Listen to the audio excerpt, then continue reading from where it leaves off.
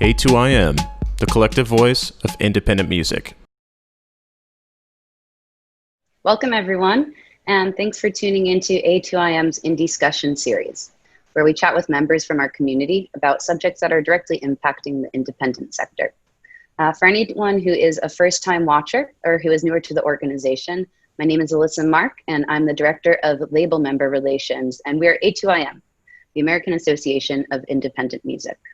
A2IM is a trade association that was formed in 2005 to protect and promote the best interests of the independent sector and to continually fight to ensure intellectual property maintains its values for artists and musicians.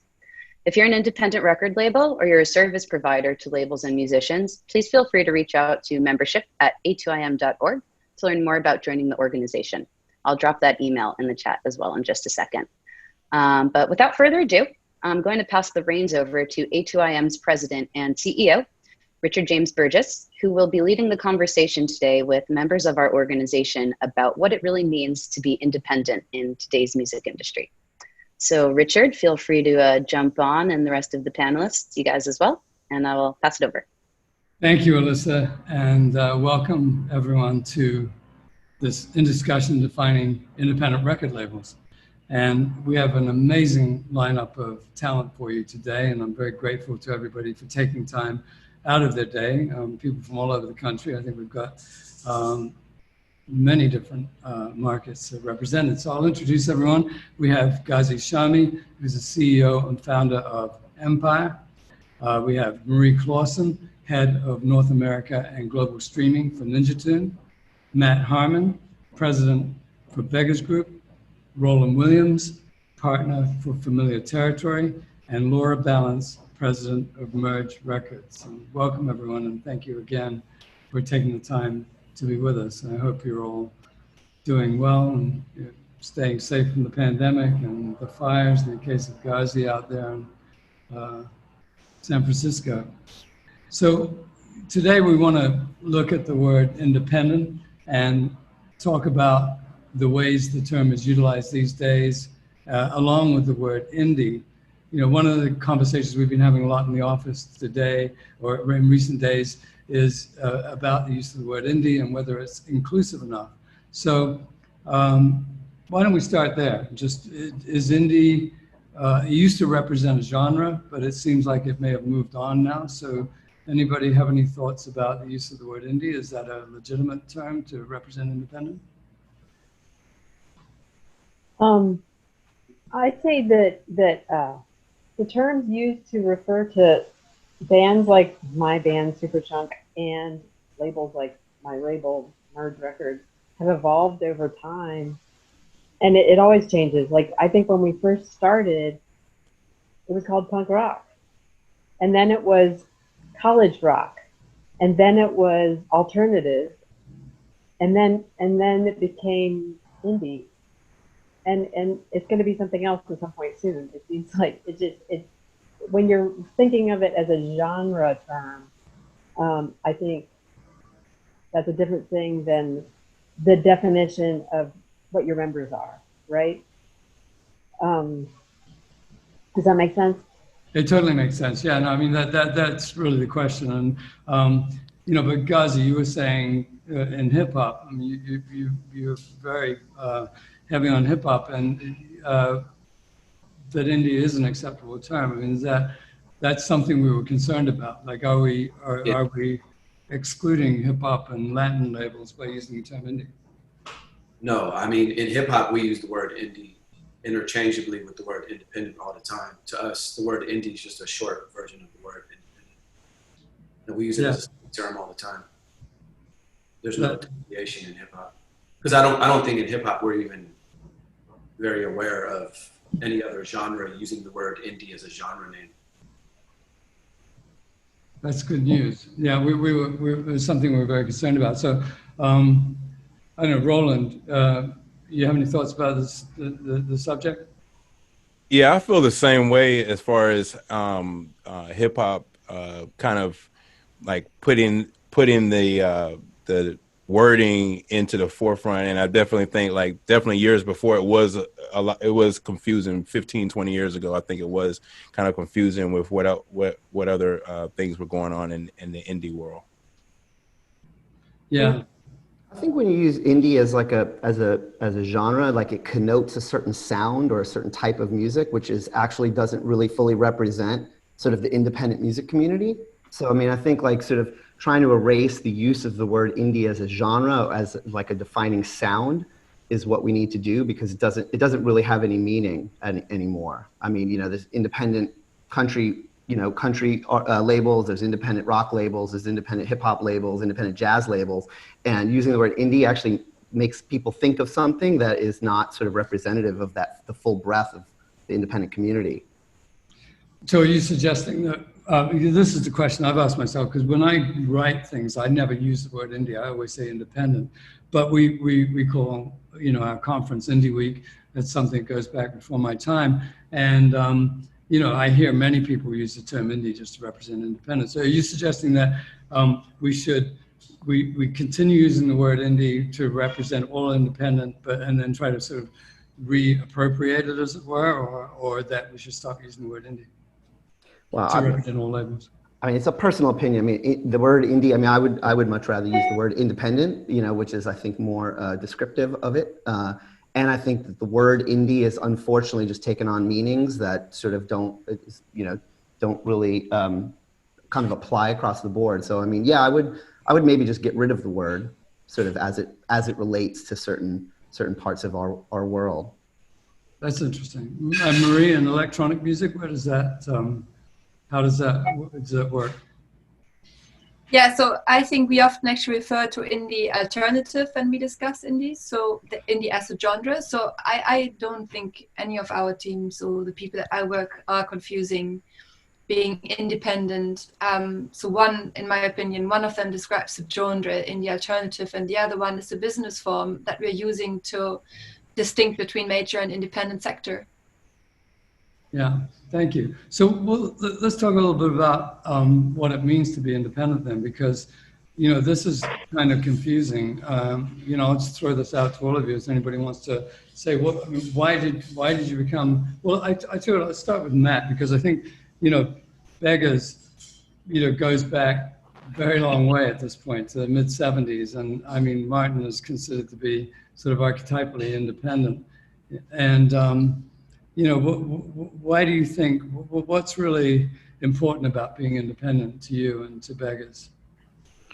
I mean, I think that, at core, it's about being free from sort of, outside control. It's being sort of self-sufficient, self-reliant, and sort of being able to make decisions on our own without sort of any sort of overarching financial sort of pressure or other pressures sort of, exerted on you. Is it allows us to let our artists sort of do what they want to do and make the records that they want to make, and sort of act, sort of in the marketplace in the way that they want. So, I mean, for us, I think the more control that we can have over our own destiny and the way that we want to kind of present the art that our artists are making is what I think is important about being independent, and kind of comes to define sort of how we operate. Right. Thank you. Any other thoughts on that from anyone else? Is this a common factor across all of your labels, Well, your organizations? Well, what Matt just said made me think about something that we sort of glanced on earlier about the size of a label. And is there a size where you're not an independent anymore? Like the example of Disney is one that is considered technically an independent because it's not owned by Sony, Warner, or UMG, or whatever the majors are. Like Beggars has been growing like crazy since its inception. Like, will it ever just, theoretically not be an indie because it has, you've acquired other labels. You're like a house that holds a lot of different labels, right? Are you calling? Are you kicking me off this? Kicking me off this panel? No. I'm just putting it out there as like, where is the line? Well, maybe Adele was on, is on Beggars. Or Well, I mean, was, I don't even know. there was a year when both the two biggest artists in the world, Adele and Taylor Swift, were both independent artists. That was 2-3 years ago. So, I mean, sorry. In my opinion, I think the sky is high. I think you should never limit a company by that. I think we should all have that spirit that we can be independent and that we can be big and that we can promote growth and that we can uplift the entire community. Yeah. So what is the definition of a major label then? Let's go from the other side. Is it used to be that major labels own their own distribution channels. Is that still relevant? Ghazi, this is your field. What do you think about that? No, I mean we talked about this before the call. I mean it's an interesting point. I mean if owning your own distribution channel made you a major, then Empire would be a major. We started off by owning our own supply chain and our own distribution network, but obviously that's changed a lot when you transition from brick and mortar world into a digital world, right? It's a lot easier to control your supply chain and control your distribution network in a digital world than it is in the physical world, where you have to set up a lot of sub-distribution across all these markets and all these international territories across the world. I would probably say, in my most humble opinion, that definition of a major should probably be something rooted in market share. That once you hit a certain market share, you should probably be considered a major and not an independent anymore. Yeah. Do you have a sense of what that market share would be? I don't know, but it would probably be somewhere in the 5 to 10% range and up. Right. Is what I would guess. Because you have several independents that are quite gigantic now. We were talking about it earlier, like a Believe out of France is quite enormous. And I believe they own TuneCore, if I'm not mistaken. They do, yeah. So they have quite a significant market share. When they released the market share, I think it was Next Big Sound that releases a market share document once a year. And I believe that Believe and TuneCore both had slots in like the top 6 or 7 of that chart. Yeah. So in my mind, maybe it's not the traditional definition of what a major is, but when you own that much market share and you control that much business, and you're gobbling up labels left and right, I mean, that's kind of what major labels do. I mean, I'll go back to sort of what I was saying before, as far as like being self-sufficient or, disentangled from any outside control. I mean, the majors tend to have a certain type of corporate structure, right? And are beholden to corporate shareholders and that sort of thing. So, I mean, the question of Disney, I think, is a good one. Whether or not that should be. I mean, maybe it's a market share thing, or maybe it's the structure of the company and how much influence they wield in the marketplace. And those two things are very connected. Obviously, the more market share you have, the more influence you can wield in the marketplace when it comes to sort of doing deals with the DSPs or sort of getting favorable things for the company. So, I mean, I think to some degree, an independently owned company that's owned by Laura and Mac or owned by Martin Mills is very different than a sort of a corporate structure that actually requires the company to answer to a board of, or corporate shareholders. Yeah, we used That's a good point. Sorry, yeah. Well, to Ghazi's point, we used to say that above 5%, or to be independent, you had to be below 5%, but it seemed kind of arbitrary. It didn't seem like it really had a lot of. There was a lot of basis for that. I mean, I often say that the majors are actually just piles of ex-independents. Correct. Which, if you look at it, that's what they are. I mean, in fact, the original label Edison doesn't exist anymore, but the second label in existence was Columbia, which is still part of Sony. But you look at Warner's, it's all those labels were independent. Most of the labels the Sony owns were independent at one point. So what sets an independent apart? So Roland, I mean, you some point you had to make a decision whether to become, whether to be independent or whether to, throw your hat in with a major, I'm sure. What made you decide to go the independent route? Well, basically, we stayed independent for a long time, and then we ended up actually going to Motown for 2 years. And I think just in the position, my label is mostly rooted under Zaytoven and his releases and his independent projects. So I definitely saw a workflow difference. There was a lot of good things that we gained from being with Motown, but the freedom to be independent, it was a breath of fresh air. Like it was a great relationship, ended well. But when we got back to independent business, it was like we just felt like so much in control. Right. So the control is everything, and it's just like the workflow and just being able to control your releases and everything that you got going on is just an amazing feeling. And that raises an interesting point, by the way, because Motown, of course, was one of the great independent labels originally, very gorgeous out of Detroit.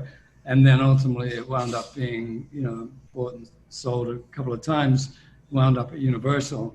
So now it's part of the major label system. But, that's interesting. I mean, you really notice the difference once you're on the major, that you had less freedom to do the things you wanted to do. Definitely. Fascinating. So what do you think about joint ventures, JVs? Do they still qualify as independent when you're funded by a major, or not so much? I think you're entering serious gray area there. Yeah. Yeah. Do you come across a lot of labels that are JVs? Do they ever talk to you? Or they're so tied into the majors that it doesn't come up? Empire as a structure, most of our deals are JVs. We primarily do JVs, and we do a lot of what we call hybrid distribution deals that fall somewhere between a JV and a traditional distribution deal. But we do encounter certain labels that have JVs at majors and have carve-outs to be able to work with us in different capacities. So there is quite a few labels that have JVs and major labels, but still have independent release structures. Like you could look at an artist like Ghazi, who had a deal at Epic, but was developing a lot of artists on the side that he ended up either doing here at Empire, starting them at Empire and then moving them over to Interscope, or any one of those combinations. And so there's a portion of his structure that's rooted in a major label, and there's portions of his structure that are truly independent. And so it could be one number of different ways, and that's why it's truly hard to quantify and define what's independent versus what's not independent, because it can live in so many buckets. I think that's right. And do you think, I'll throw this out to the whole panel. Do you think there's any sort of defining characteristic of independent music, independent artists that sets them apart from majors, or vice versa? I'm not saying better or worse, just different. In our system, the true thing for us that is a lot different is the independent nature of the A&R and the record making, where the record making is truly free. And we do work closely with our artists, but we don't impose our A&R strategy on them. We try to create a symbiotic relationship where it's a lot more yin and yang, and you give and take. Tonight I'm going to the studio. We have a large studio facility here in San Francisco, and I'm flying in a number of our Detroit artists, and we're working on something very collaborative and very interesting, but it's not, they're bringing some of their producers in, I'm bringing some of my producers in, I'm bringing in my engineers, they're bringing in some of their co-writers, and we're going to work in conjunction with one another to try to create something special.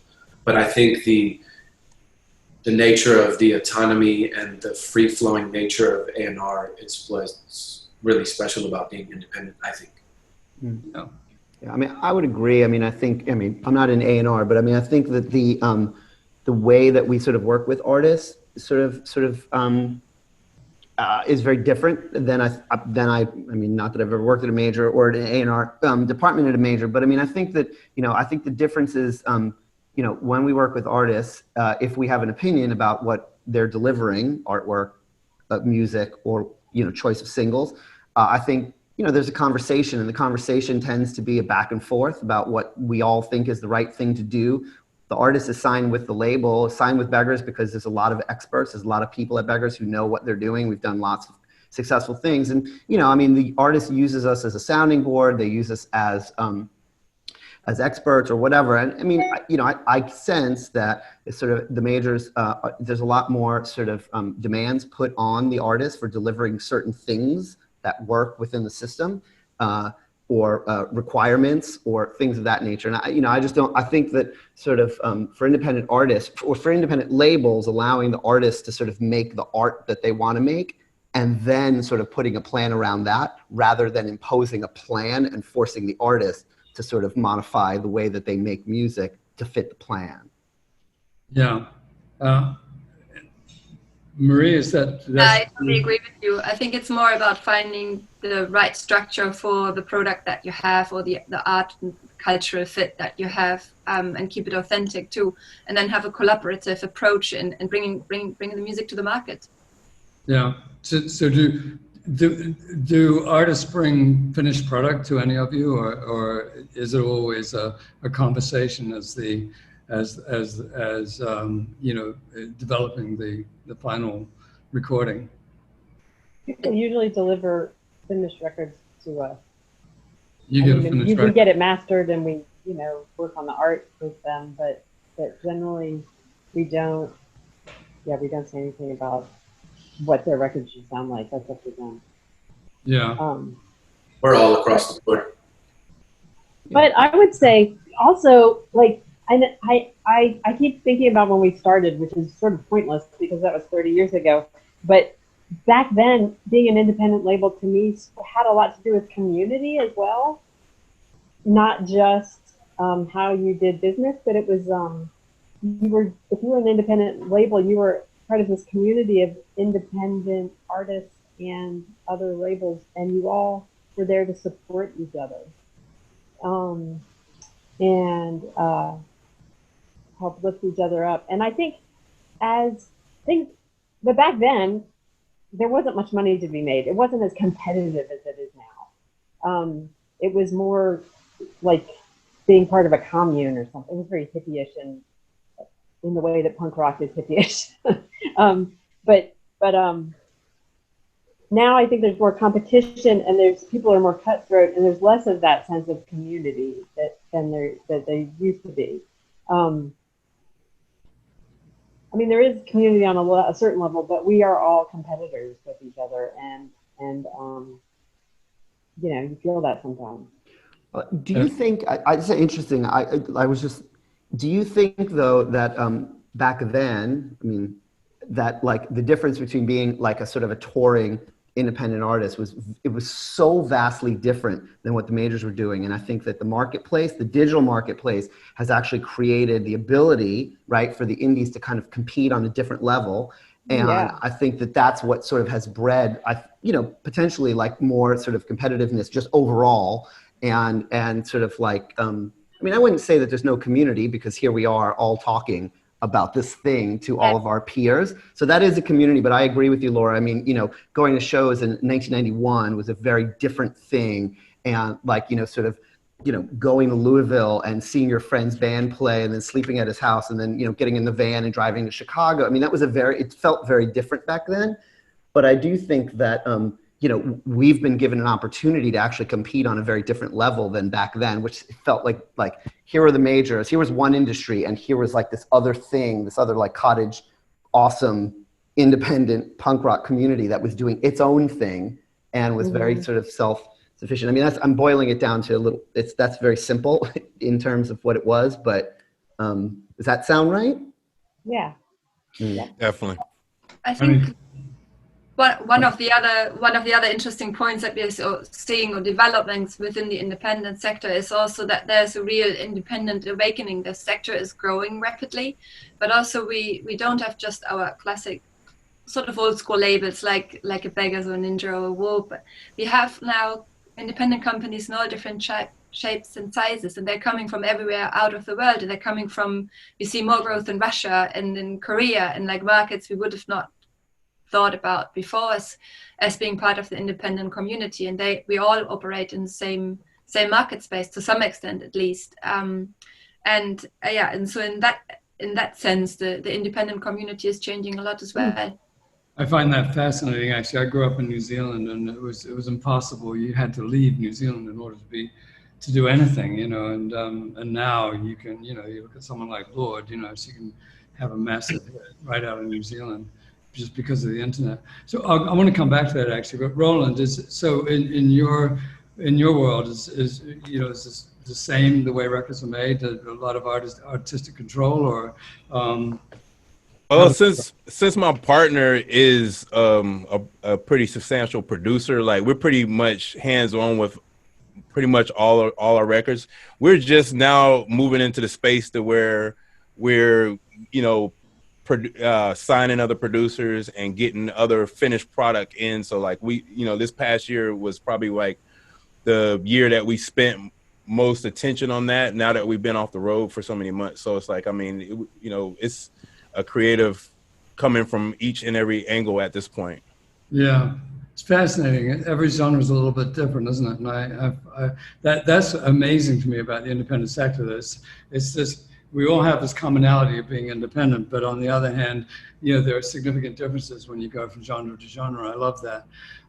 So you were touching on the streaming thing, Marie, and I just wanted to talk about that because, you know, 1999, Napster happened, and the entire world was tipped upside down.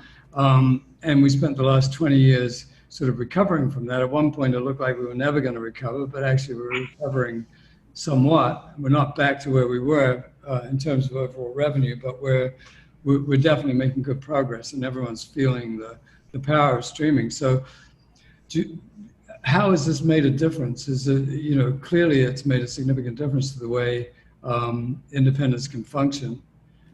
How has that impacted the independent music scene?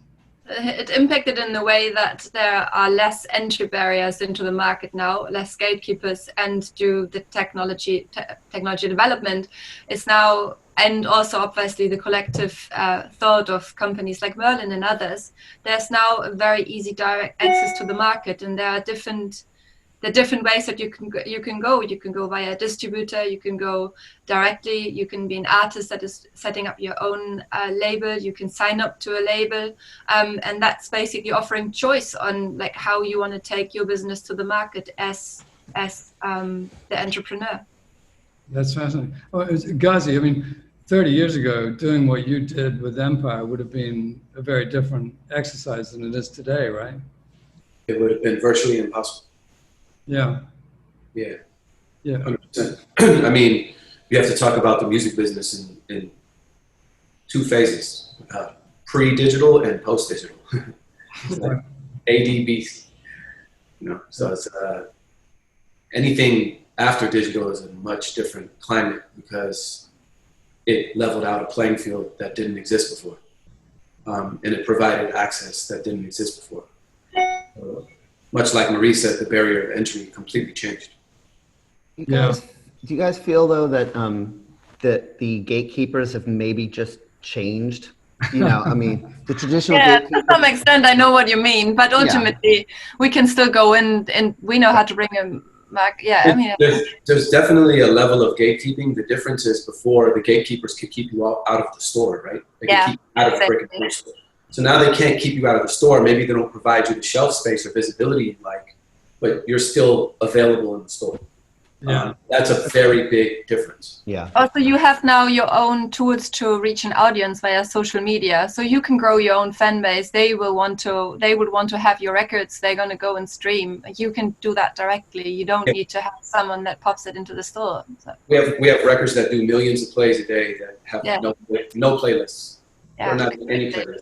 Yeah. That's just a rabid fan base that wants to consume that artist and wants to consume it, whether it's strategically placed in front of you or not. They're going to consume that music. And without radio too. Yeah. Correct. Well, I wanted to talk Talking about that. traditional gatekeepers. Yeah. Well, it's funny. David Larry has I think it was David Larry that said, yeah, the new gatekeepers are worse than the old gatekeepers. I don't know if that's true or not. It probably isn't actually, but there is a certain sense that we change one set of gatekeepers for another, right? Well, but I think, go ahead, Laura. the thing about the gatekeepers that I think we're referring to is that they are making the money. They're making a lot of money that isn't getting passed on necessarily to the creators. Whereas the gatekeepers before, they weren't using our creative, output for their own, to line their own pocketbook. You know what I mean? So there's a difference there that is sort of interesting to think about. Yeah. In a way, that is worse. Yeah, it's well, I think about this a lot because of the job I do, and I think about the fact that, music has built many billion-dollar businesses where we don't really participate in that game. I mean, obviously the industry is doing fine, is doing better. We're still not back to where we were in 1999 in terms of adjusted dollars, but with music itself, more people listen to music today than ever before. I'm curious, somebody mentioned radio just now, and I'm interested because sometimes that's brought up as being an example of, where the majors really dominate. Now, oftentimes that can be true, but then Adele got played on the radio as much as anybody ever got played on the radio, right? So where does radio stand in the pantheon of independent tools? College radio is really important for us. Yeah. But other than that, I don't, AAA sometimes for some of our artists, but other than that, we don't count on a lot. No. From radio. It's very rare that we think that we have something that would ever be played on, major radio stations. Yeah. Does college radio actually increase your streams at all, or how do you use it? I think, I don't know if it increases our streams or not, but it helps promote records. It helps people know that the records exist and hear the songs and maybe want to hear them again. Right. And there's also, I guess, satellite radio, which is a big thing. The satellite's valuable for you. Yeah. I mean, you saw radio returns started to diminish when we converted from digital downloads to streaming. Yeah. Right. And that was primarily where you started to see the beginning of the cannibalization of how important terrestrial radio was or wasn't. Is it still important? Yes. Is it the overall overarching success story that it was before, where you can just break a record through radio? Not anymore. Is it definitely still a slice of the pie? For certain records, yeah, it's still definitely a slice of the pie. If it's a record that could live at multiple formats, like urban and rhythmic, or rhythmic and pop, so on and so forth, top 40, and it can cross over to multi-genres where you're getting a crazy amount of airplay, yeah, you can still have hit records via radio. And oftentimes we're still getting hit records via radio, but it's not what it was before. I mean, in the download era, you would take a record of radio, run it up the chart, and you would directly see a correlation to downloads. And now you can run a record up the chart and you see no correlation to streaming until it goes like top 10 and you're seeing 30, 40, 50 million listeners on media base. And then you're starting to see some type of correlation to streams. And you can use it as a marketing tool to maybe hit some of the editorial people and say, look, I'm getting a lot of airplay, but definitely the DSPs used to point to radio for placements, and now obviously we know that role has completely reversed in the last couple of years, where radio chases streaming and not the other way around. Yeah. I think one other interesting point on looking at sales is just how social music is driving streams and how that role is changing. So if you look at TikTok and you have something going viral there, how that's impacting your streams across other platforms and driving a double dip between two different platforms. Yeah, I would say TikTok Instagram, Snapchat, those platforms are influencing streams exponentially greater than radio ever has. Yeah, but I think there's, I mean, well, for Beggars, I'll just speak for us. And I mean, we've always sort of had a pretty sizable resource. Shout out to the Beggars radio department, who I think are probably watching this. But, you know, I mean, for us, we see radio, I mean, you know, Adele aside and like mainstream commercial radio aside, I mean, for us, college radio, you know, non-com AAA and AAA radio, those formats are actually remain very, very important as part of an overall campaign, right? And so you've got stations like KXP or XPN or whatever that, you know, our artists are in and out of those stations all the time to support there. I mean, they're actually tastemakers, you know, and it's not just like the broadcast, it's actually the next day or, you know, a week later when the videos come out. I mean, we actually use our radio stations, I think, in a very strategic way. And you know what, like if we are presented with an opportunity to sort of push records up into a more mainstream format, I mean, we're going to take that out, you know, we're going to do that. We're going to try to spend the money. We're going to try to do the things that we need to do and get the artists to sort of do it. I mean, that's a difficult place. There are still gatekeepers and or sort of rules there that make it very, very difficult. But I think I can't remember a Beggars campaign, and we put a lot of records out across all of our labels, that radio wasn't actually just as important as many of the other things. And, you know, I mean, I think that, you know, whether or not it's driving streams, I don't know, but I think that overall, you know, it's the way we look at campaigns, like that is a campaign, and it actually has to hit lots of different things, because we don't actually have like a silver bullet ever. You know, it's not like we're getting a video on MTV and MTV is going to break our song, break our artist. I mean, it's like we are just like full court press across the board. And radio, I think, remains a really, really sort of vital part of that. You know, Sirius as well. I mean, always part of the sort of the planning and the campaign. Definitely, I agree with you. Yeah, me too. And Roland, you got to use everything in your toolbox, basically, at this point. Yeah, I used to play with a reggae band, and they used to say full boost at all frequencies, man. And I took that to mean just do everything. Roland, how is it in your world? How does radio play into your records? I would say some of the records that we probably do placements with is more important, but as a label, we do like a lot of regional radio. Like, you know, we're based out of Atlanta, so, you know, the southern states and stuff like that, we visit a lot of these states. It's something that we, you know, I know I keep going back to the fact that, you know, my main artist is a producer and more of a producer than an artist, but it's still important for him to go and visit a lot of radio stations. And I definitely agree with Laura. Like, college radio has been good for us too. You know, over the last couple of years, it's even gotten bigger. It's something that we kind of honed in on the show side. So it's definitely stabilized us. And, you know, we've been doing it for a minute, so we're getting older. So it's definitely like the college energy always kind of helps keep everything in perspective. So I definitely agree with the college radio side of things. Yeah. So to get back to the independent major conversation a little bit with relative to radio, sometimes this is brought up as being a differentiation between independents and majors. Some people express the sentiment that maybe the majors are, you know, stronger at radio, or they dominate radio, whatever the terminology might be. What do you how do you feel about that? Is that something, do you feel like independents don't have a level playing field at radio, or do you think they don't care as much about radio because the music doesn't fit their formats? What's your thinking on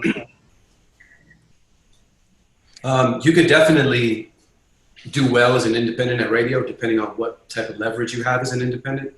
But major labels definitely have a different set of leverage when it comes to overall radio play. They're going to dominate market share and market space and all that type of stuff. But if you got a hot record, you got a great streaming story, and you got a solid indie team, you can go really far. And we've had quite a few number ones at Rhythmic and at Urban Radio in the last few years. And we had quite a significant market share at radio in the last few years. I decided personally this year to back off of radio because I just felt like my time and resources were better served in developing my influencer marketing team and my digital marketing teams. And we were seeing far greater returns investing our time and energy into that than traditional terrestrial radio. I mean, with that being said, we have 2 records that are probably going to go top 10 at the urban format in the next few weeks, but it's not nearly the concentration that it was maybe say 2016, 2017. Right. And is that I think the greatest difference is the leverage. The leverage, major labels have more leverage because they just have more records going at radio, more artists to put on Summer Jam, more artists to put in your local market. And, they're probably spending heavy advertising dollars at the station, promoting certain things and so on and so forth. So I would say traditionally they have a little bit more leverage, but the independents have definitely been poking holes and putting chinks in the armor more regularly in the last couple of years than ever before. And that's fascinating because, I mean, so the statistics I see indicate that the independents are over-indexing on streaming. So it must be streaming that's driving this, right? Well, so streaming is driving radio, specifically at the urban format and the rhythmic format. The program directors will definitely look at what you're streaming in their market as an indication of whether they should move your record up or down in rotation. So, if I'm working a Young Dolph record or a Money Man record or so on and so forth in a market like Atlanta, and I'm competing against the Future record, if I'm out streaming Future, I have a strong argument to probably move up in rotation. If Future's out streaming me, then Epic is probably going to have a much stronger argument to increase his rotation. But at the same token, Epic still has the leverage of Sony behind it, which might defeat a little bit of my streaming story just by having the cloud of Sony behind them. And that's just being all the way honest and being all the way transparent. Sometimes they have a little bit of an extra nudge, but primarily we're seeing radio driven heavily by streaming right now. Interesting. So do any of you... All the radio DJs have their own playlist now on Spotify that they're marketing and promoting, where they're saying, hey, I'm going to put your song at the top of my playlist on Spotify, and you work in terrestrial radio. So that just shows you how the dynamic has completely shifted. Yeah, no, it's a beautiful thing. I mean, that's one thing about having gatekeepers. It's better to have a lot of gatekeepers than 1 or 2.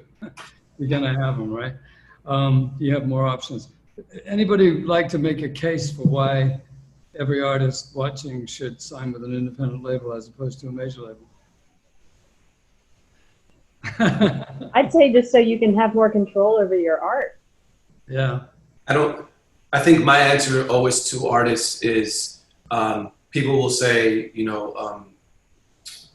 who should be my publicist or who should be my agent? And I always tell artists the right answer is whoever's most passionate about your craft and most passionate about your art. So I don't think being independent is correct for every artist. I don't think being at a major is right for every artist. I really feel like it's finding the right fit for that particular artist. It depends on what type of infrastructure you're looking for. It depends on what type of support you're looking for, what level of autonomy you have or want.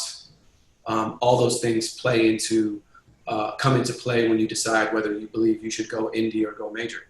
Not every artist should be indie.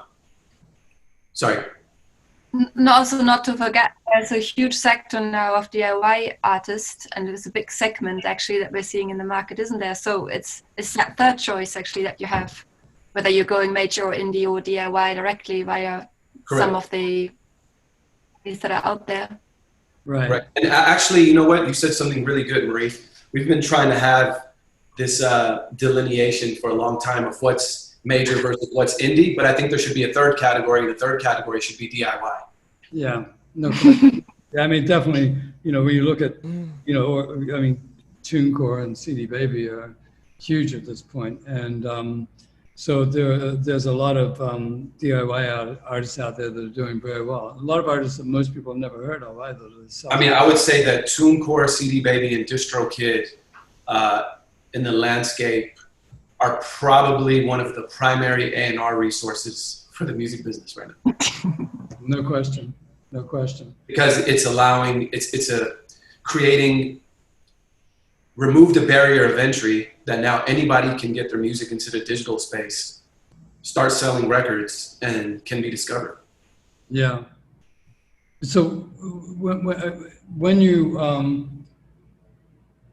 Matt, when an artist is already developing a career on their own as DIY artists, why would they sign to Beggars?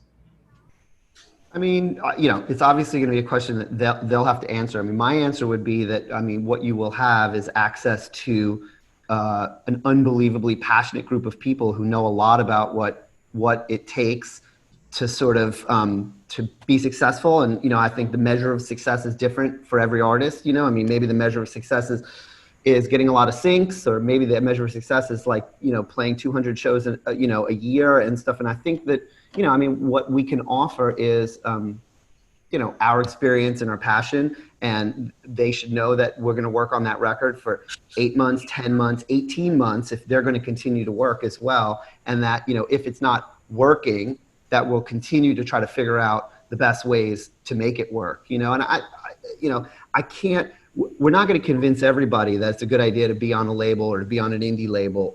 All we can do is show them what, how we work with artists and how we sort of bring experience and sort of enthusiasm to sort of what we do. Yeah. So a factor I noticed in my career was that the thing about independents is they're smaller. And so you have more of a relationship with the owners of the label. You tend to know who owns the label, and it's not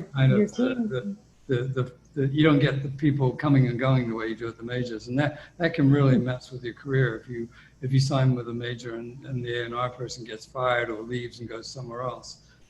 Any thoughts about that?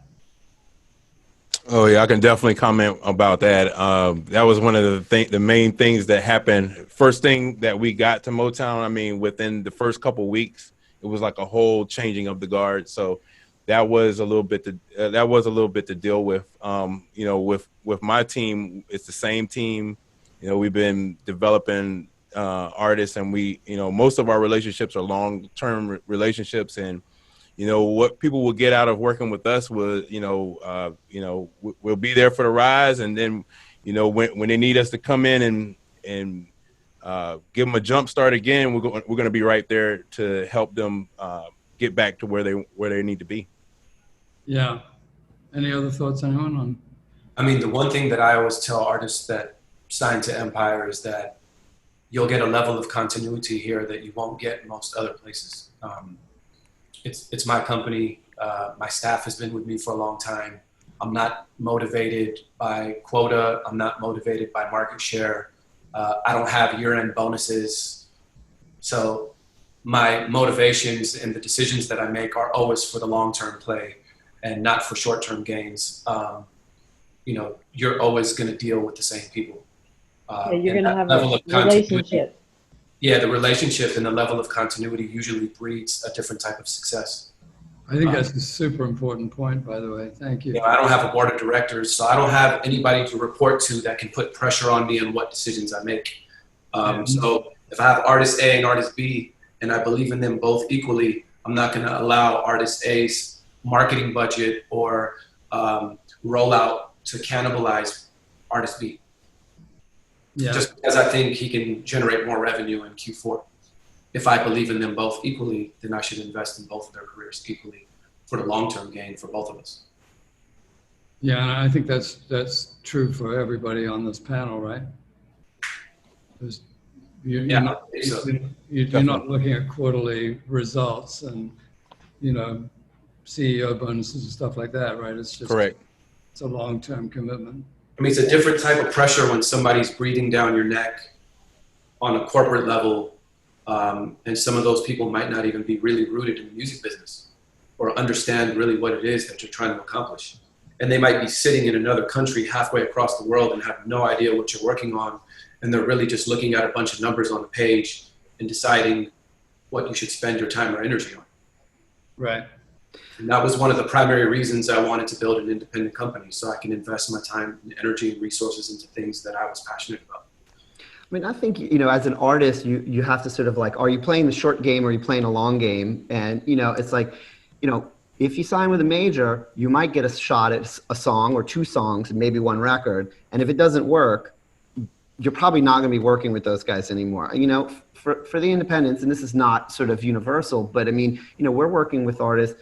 We're developing, you know, we have 1 record, we sell 5,000 equivalent units, the band tours. The next record, we actually, you know, we're gonna work even harder and try to get it to the next place. I mean, and we work with artists 3, 4 records, you know, 11, you know, we've been, you know, Matador's worked with Yola Tango for 2 decades, you know, and we continue to sort of put records out with those guys and figure out new ways to try to find new audiences or to go back and find old audiences. And, you know, that's just not going to happen if you're with a major. You know, it's just not, you know, and that's been proven over and over and over again. So, I mean, if you want sort of longevity, if you want to try to sort of work with people who understand that it's about a career, then I think you choose to go with an independent record label. And if you want to give it a shot, roll the dice, you know, sort of spend the money, maybe not make any money because of all the marketing spend that you will have to pay back. If it doesn't work, then you could do that too.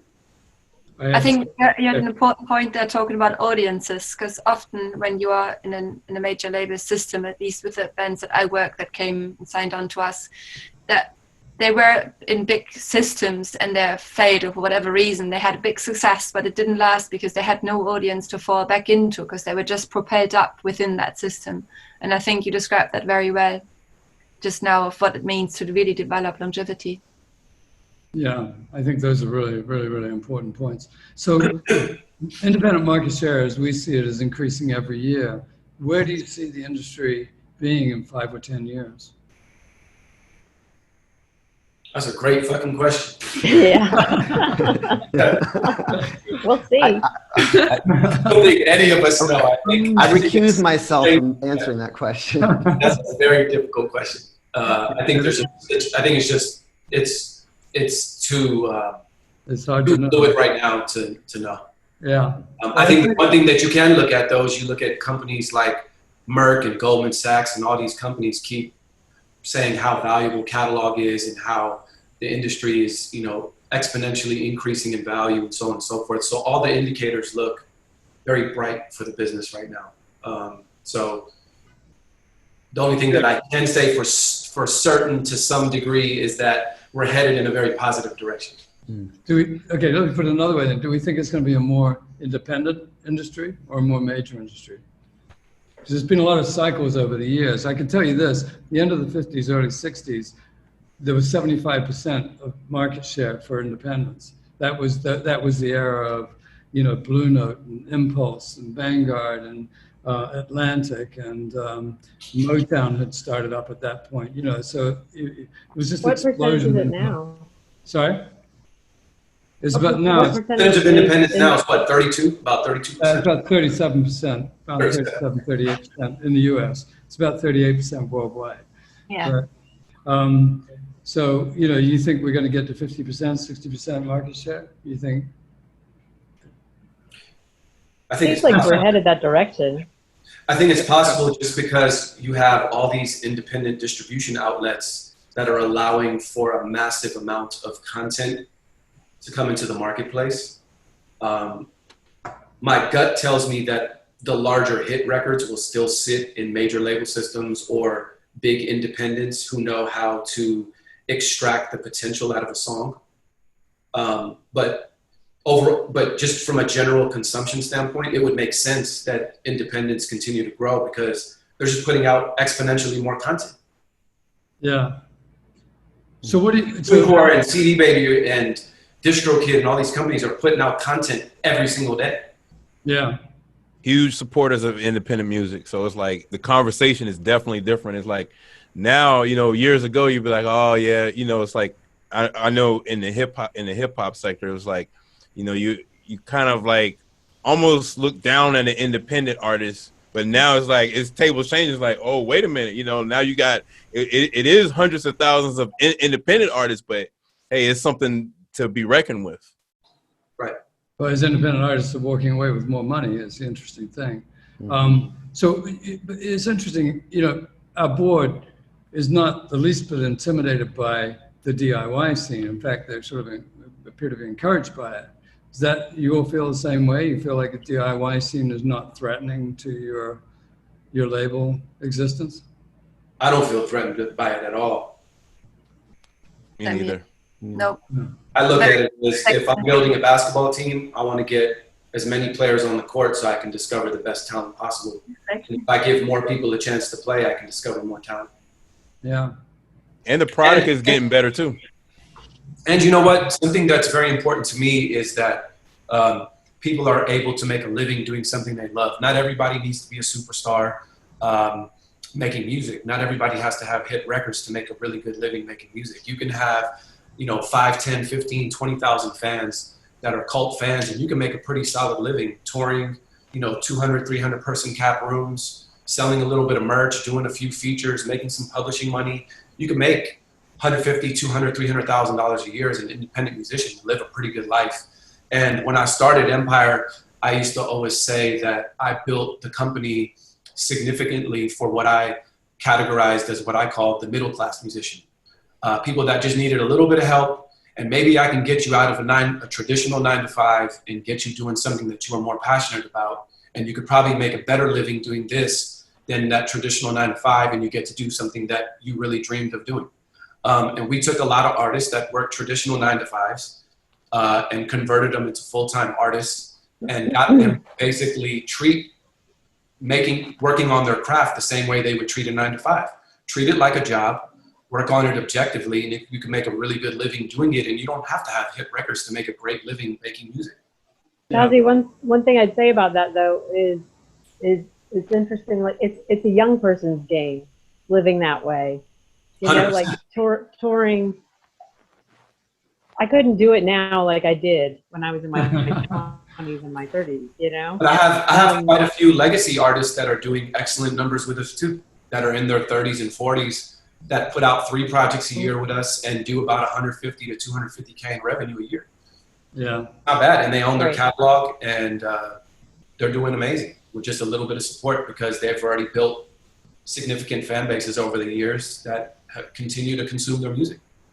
Well, amen to that. I mean, I think creating a strong middle class in the music industry is a very valiant and honorable endeavor. So, and I know that that's what you're all about. And I thank you all for everything you do, for artists and for music. And thank you particularly for taking the time out of your busy days. I know how busy it is, especially with the pandemic. Things seem to get 10 times busier, right? So I really, really appreciate you being on, and we're out of time. So Laura, Matt, Marie, Ghazi, and Roland, thank you so much. Thanks for having us. Thank you. I appreciate it very much. Bye. Bye-bye. Bye. Bye. Bye.